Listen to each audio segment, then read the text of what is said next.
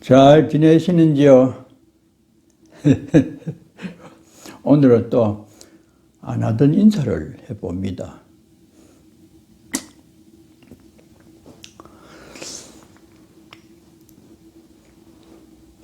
기림사 부감 큰절을 중심으로 해가지고 남쪽에 있는 암자는 남암, 북쪽에 있다고 해가지고 부감이라요. 보통 보면 동서남북으로, 여기도 보면 호주에서도 그렇게 많이 톱 라이드니 뭐 웨스트 라이드니 그 방향을 가리키면서 동네 이름을 짓듯이 절에서도 이 큰절 중심으로 그 방향 따라가지고 그렇게 많이 해요. 예. 오대산에도 서대, 북대, 동대, 남대, 중대, 그래 오대잖아요. 그 부감에서 공부를 하는데, 그러면 일반 신도들이나 뭐 불교 잘 모르는 분들은 스님들이 공부 하는데 그 뭐 또 말 안 하면서 뭐 공부를 한다는데 무슨 공부를 어떻게 하는 건지 조금은 궁금할 수도 있죠. 영천 대전에 거기 그 유교 배울 때 거기서는요,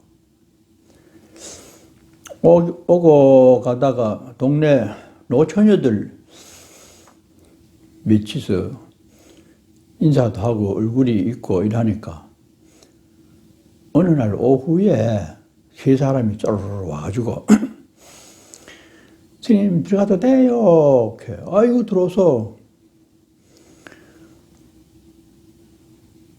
그래 뭐 얘기를 하면서 우리 언제쯤 결혼할지 좀 봐주이소 이러더라고.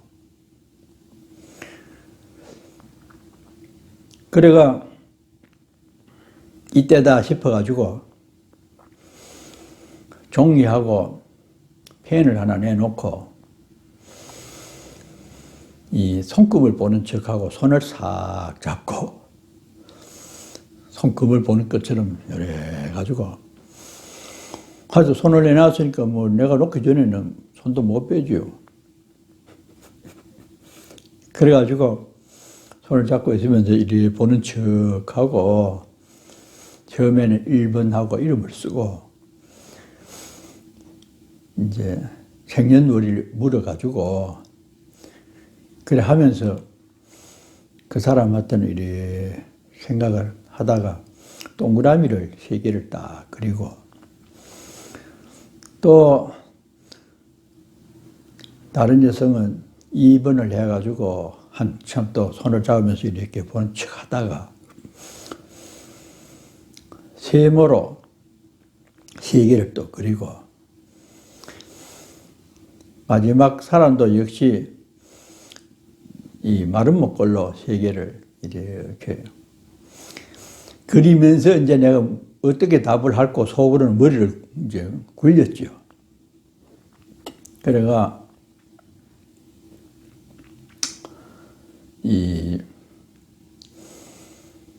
그 엉뚱한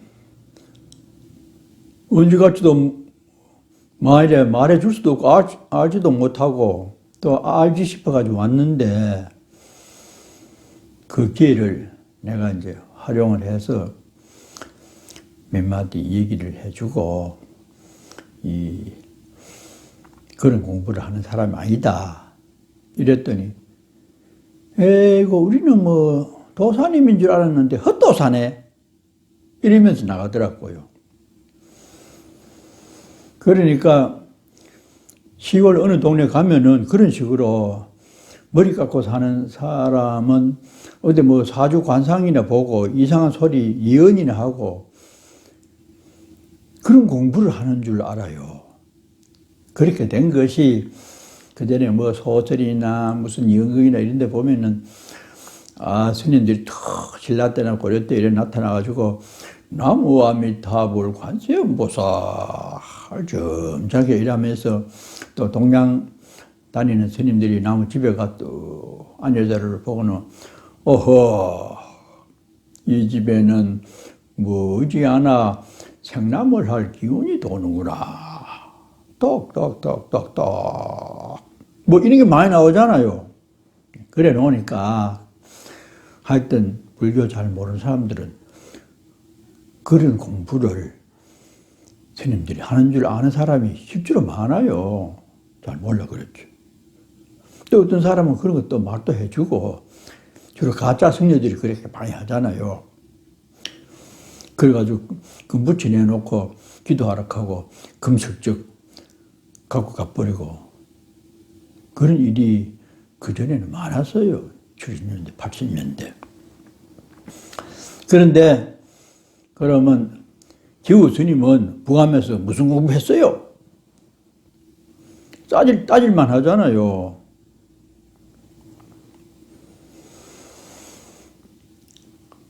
우리가 한 공부는 참선이고 참선을 어떻게 하는 건가?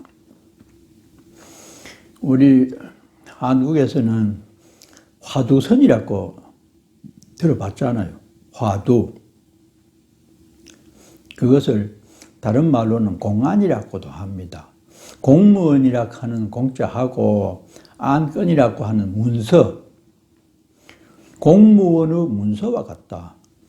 공무원들은 문서로 딱 하다를 하면은 바로 집행해야 돼요. 이도저기 못하고 그 정도로 결정적으로 힘이 있는 것이다. 이래가지고 화두를 화는 말한다 하는 화고 두는 머리 두자거든요. 어떤 말머리 안건 그런 뜻이라요. 그것은 전해 내려오는 화두가 1700여 개가 돼요.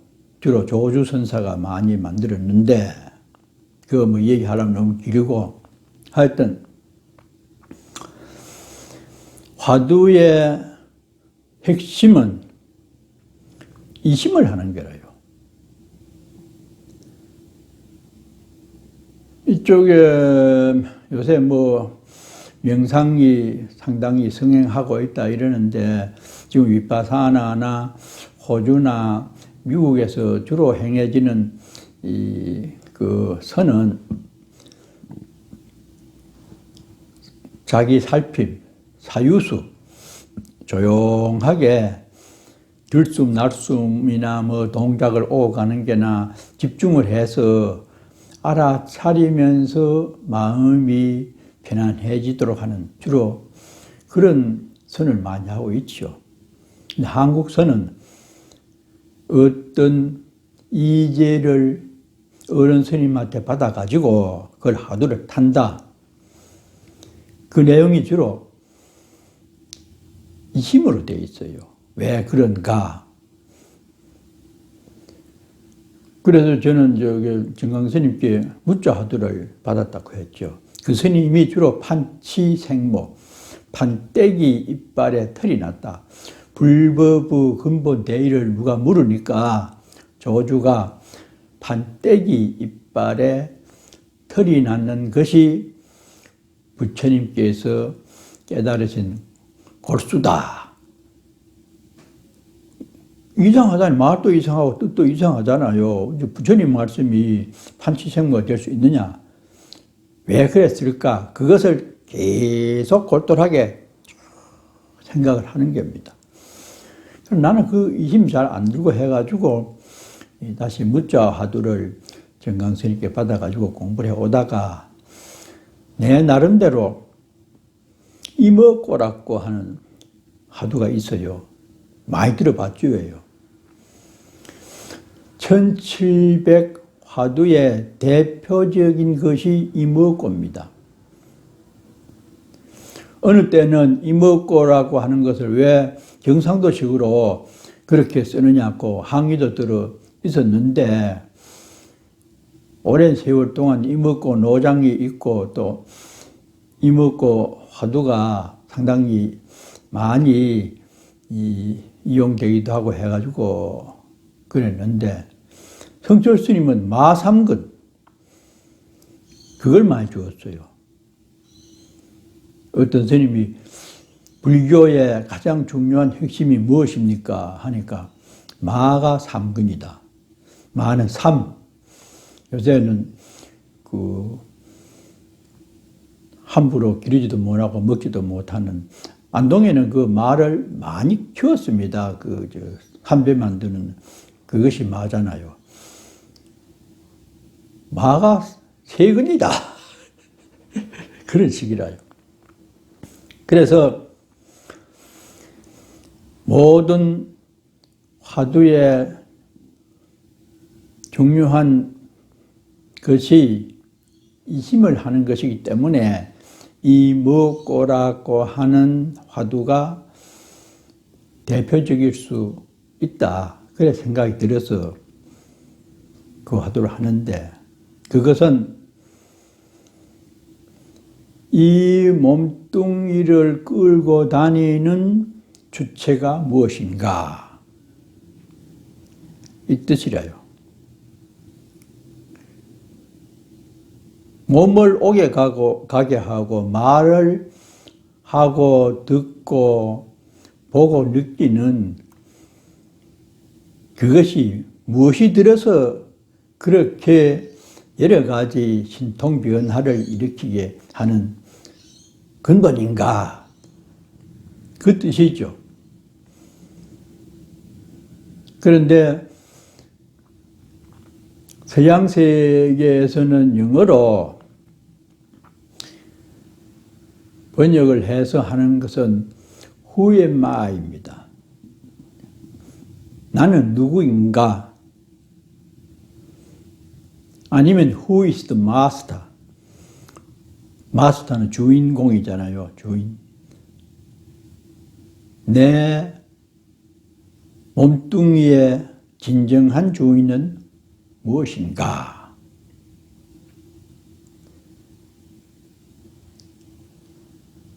내가 누구일까요?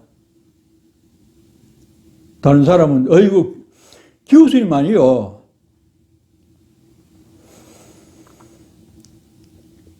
이름은 모양에서 나온 껍데기죠. 기우라카는 이런 몸체가 없었다고 하면은 이름이 있을 리가 없죠. 기우라고 하든지 무라고 하든지 뭐라고 하든지 형체를 보고 지은 게 이름이잖아요. 이름은 편리하게 하기 위해서 지은 것이지, 실제 태어날 때 뭐 기우라고 해가지고 얼굴에 썩어 나온 건 아니잖아요. 그 뒤에 생겼지. 그니 근본이라고 할 수가 없어요. 그럼 몸뚱이가 근본인가? 이 몸뚱이요, 수만 쉬면 아무것도 아니라요. 그 눈인가? 코인가? 5가지 감각 중에 어느 것이 나의 본질일까? 의심할 만하잖아요. 또 어떻게 내가 이렇게 태어났으면 전생에는 무엇을 했을지 나라고 하는 것을 가만히 생각해 보면은 참 희한하게 생겼잖아요. 별 생각 다 하고, 운동도 별별 운동을 다 하고, 맛있는 거 알고, 누가 오면 반갑게 인사하고, 짠 거 매운 걸 다 느끼고, 무엇이 그렇게 하게 하는가? 그것이 이 먹고 화두의 핵심입니다. 그들 앉아가지고 6년을 아니면 뭐 10년을 뭐 그 이치를 알 때까지 이 먹고를 계속 이심을 합니다.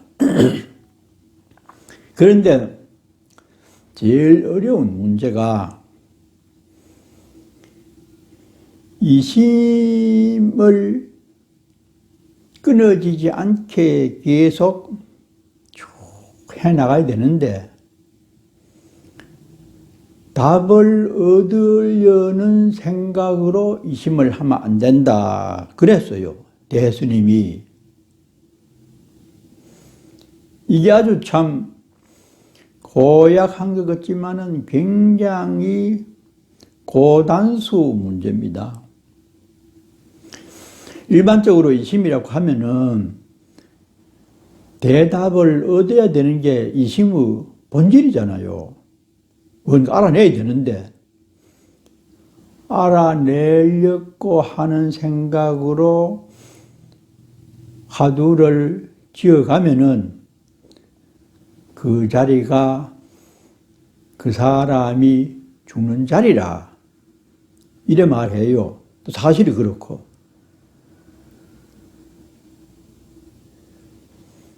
대답을 얻으려는 생각 없이 이심을 해야 참 공부를 하고 있는 사람이다.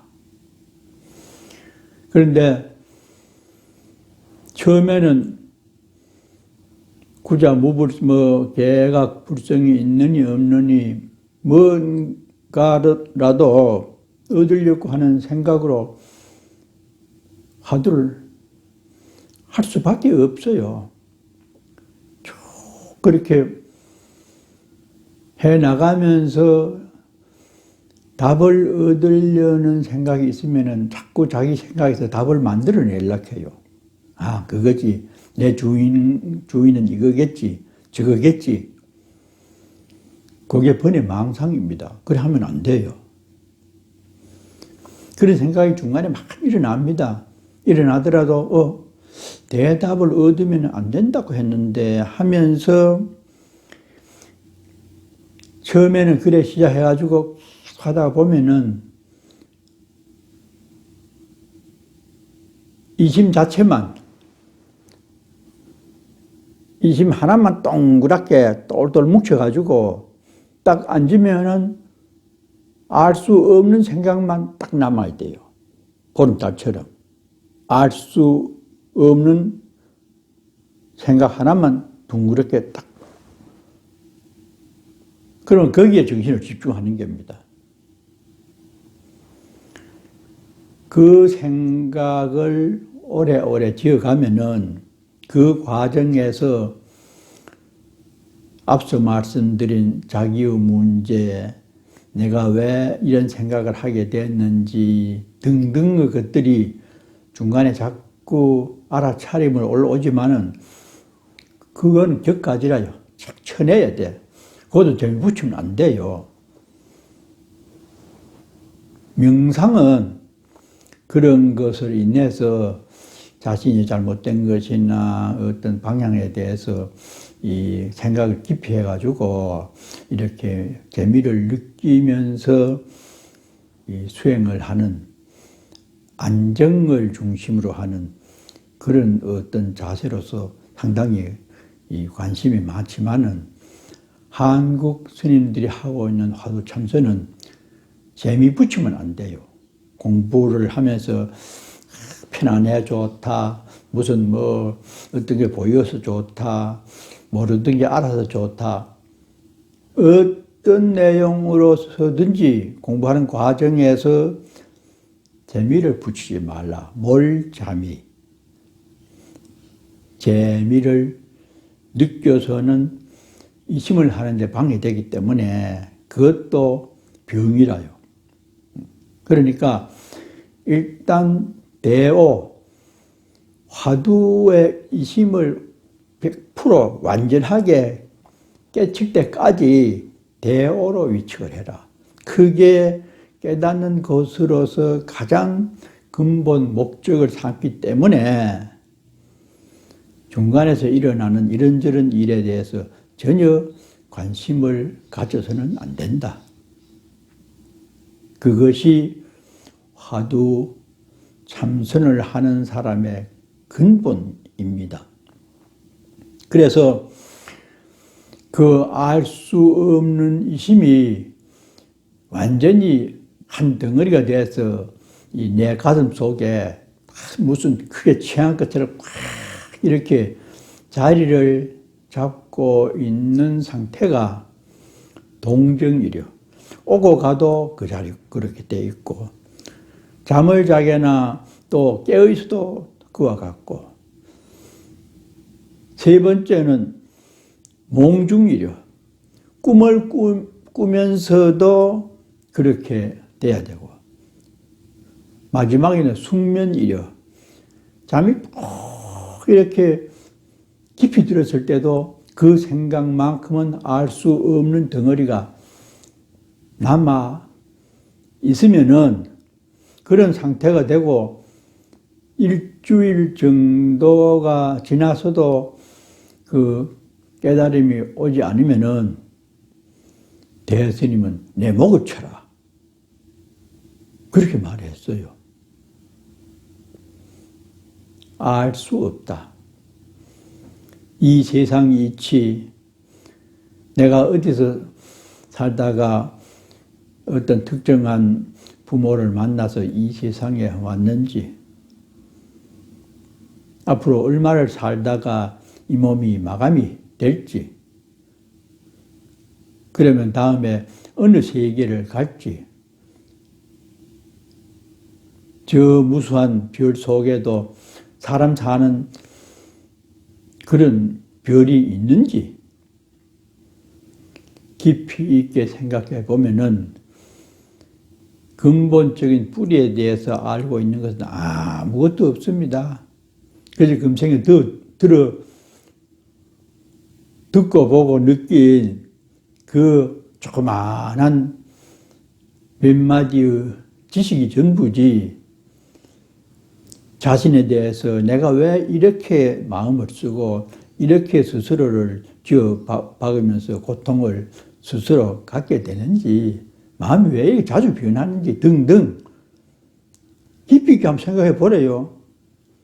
진실로 그 문제에 대해서 대답할 수 있는 사람이 몇이나 될까요? Who am I? 나는 누구인가? 그 일념에 몰입되는 것이 화두 참선의 핵심입니다.